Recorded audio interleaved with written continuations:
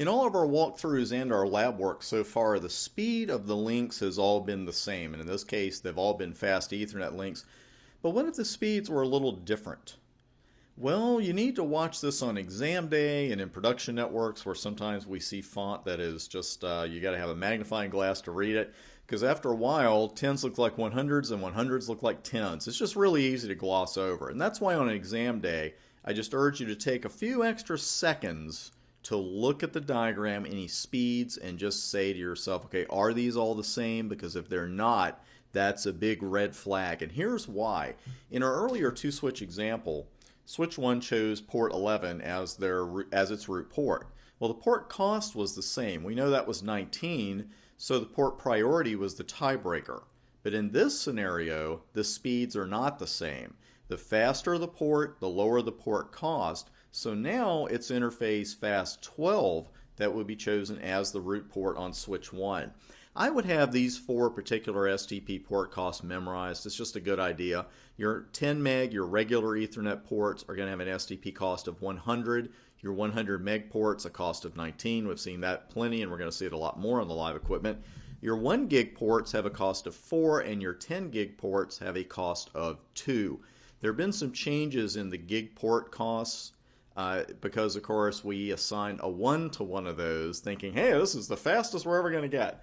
And it didn't work out that way, just like the old floppy disk was not the largest storage device we were ever going to need. So again, you may have read other things about 1 and 10 gig, but the current STP port cost for those 1 gig is 4 and 10 gig is 2. Now, the reason those are so important when you're looking at a network diagram, when you could be asked to determine some root ports, it's a question I've asked in job interviews as well, with a diagram, it is human nature. Your brain is actually wired to say, okay, the physically shortest path is, the direct path. It's the old optical illusion about, a straight line and a curved line right next to each other, and you're asked which one of these is the longest. And usually people are going to say it's a straight line just because, straight line, that's the quickest way to get there. Well, STP is not human, and it does not see things that way. And here's why. It would be very simple and very easy to look at this diagram, and if you're asked, well, which port is switch B going to choose as its root port? Well, of course it's going to choose, fast 1. It's the direct path. There's no way that switch B is going to go this way through another switch and an extra link to go there, or would it? Well, in this case it might, and this is why I was so particular about the language I was using with BPDUs and making sure you knew that the root bridge is originating the BPDUs and everybody else is just forwarding them. And here's why that concept is so important. The BPDU carries what we call the root cost, and that of course is the cost to get to the root. And this cost increments as the BPDU is forwarded throughout the network. Now, an individual port's STP cost is locally significant only. It's unknown by downstream switches because the downstream switches don't care. They just want to know what is it going to cost me to get to the root if I go this way. That's all it cares about. And here's how it knows. The root bridge is going to originate that BPDU and the root cost is set to 0. And when a neighboring switch receives the BPDU, that switch adds the cost of the port the BPDU came in on to the root cost on the incoming BPDU. Very important concept here, gang. Root cost increments as the BPDU comes into the switch, not as it is forwarded. And that new value will be reflected in the outgoing BPDU that the switch forwards. Now let's look at the network again. Let's do a walkthrough on this because this is a very important concept. I've got the port cost listed for you here, and we know now that a port cost of 4 is indicating gig Ethernet. So 100 meg ports have a port cost of 19. We've got some 4s going the other way.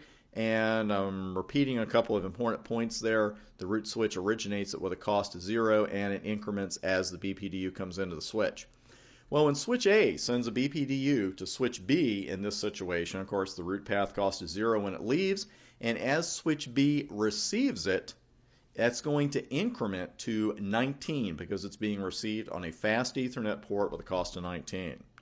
So that gives us an overall cost of 19 to get to the root switch from this way, right? Well, let's look at the other path. When switch A sends a BPDU to switch C, the root path cost is 0. That increments by 4 as switch C receives it. Then it's going to be forwarded to switch B via this path, which will add 4 to that cost as it's received on fast 2. So we're going to add 4 to 4. That gives us 8. And what actually happens here is that switch B is named the root port. And it's because going over this distance via gig Ethernet is considered superior by STP than going this straight distance but on a fast Ethernet link. That sounds like pretty interesting theory. It's exactly what happens, but I tell you what we're going to do. We're going to take it one step further, and we're going to see it live. I really want you to see this on the live equipment as well. It's a really cool lab, and it's actually the first time I've included it in this course. So it's another new lab for you, and that is coming up on the very next video. I'll see you there.